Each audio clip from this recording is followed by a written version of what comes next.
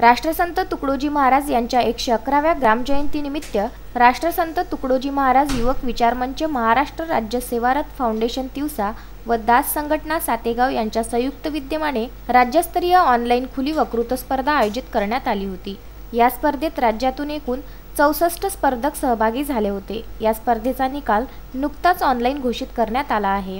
राज्यातून प्रथम येण्याचा मान मोर्शी येथील शरयू घाटोळ हिने पटकावला असून या पुरस्कारानिमित्त तिला 2000 रुपये रोख, मानचिन्ह व प्रमाणपत्र प्रदान करण्यात येणार आहे। या स्पर्धेमध्ये द्वितीय क्रमांक पातूर जिल्हा अकोला येथील शरयू उगले हिने तर तृतीय क्रमांक मोरगाव काकड येथील मयूर संतोष छबिले याने पटकावला असून विशेष पुरस्कार म्हणून आयुष पवार व भंडारराज येथील तानया इंगळे यांची निवड करण्यात आली आहे। या स्पर्धेचे प्रायोजक वरखेड येथील गजानन सहारे, ॲडव्होकेट प्रशांत बेलसरे व यवतमाळ येथील प्रियंका अनुपराव देशमुख, ॲडव्होकेट भोला चव्हाण हे आहेत। शरयू आपल्या यशाचे श्रेय तिचे आई वडील व शिक्षकांना देत आहे। शरयू हिने या स्पर्धेत प्रथम क्रमांक पटकावल्याबद्दल तिचे सर्वत्र अभिनंदन व कौतुक होत आहे।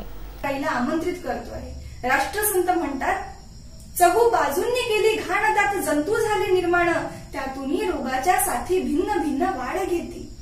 आपल्या भारतीयांना एक फार वाईट सवय आहे, ते म्हणजे रस्त्यावर कुठेही थुंकीच्या पिचकाऱ्या मारणे। अरे कशास काही नियम न उरल्या, कोणी रोगी कोठे थुंकला, कोठे जेवला संसर्गी आला, गोंधळ झाला सर्वत्र। आणि याचे एक उत्तम उदाहरण आज आपण बघतो आहे, नवे जगतो आहे की कोरोना सारखी वैश्विक महामारी आज भारतामध्ये अत्यंत झपाट्याने पसरत जाताना आपल्याला दिसते।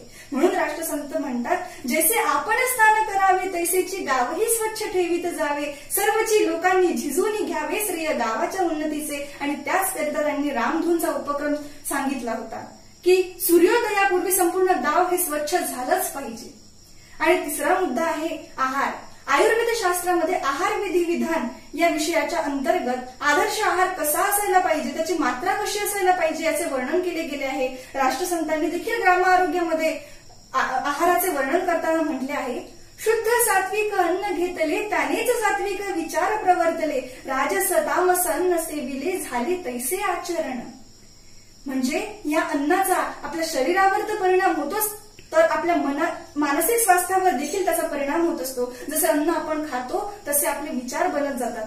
काही लोक धूम्रपान करतात, मद्यपान करतात, परंतु हे शरीरासाठी अत्यंत घातक आहे हे त्यांना कळत नाही।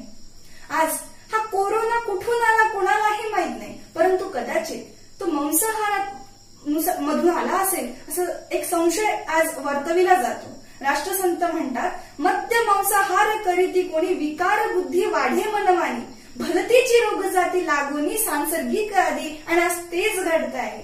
म्हणून सर्वांनी शरीर पोषक असा सुसंस्कारित सात्विक आहार सेवन केला पाहिजे।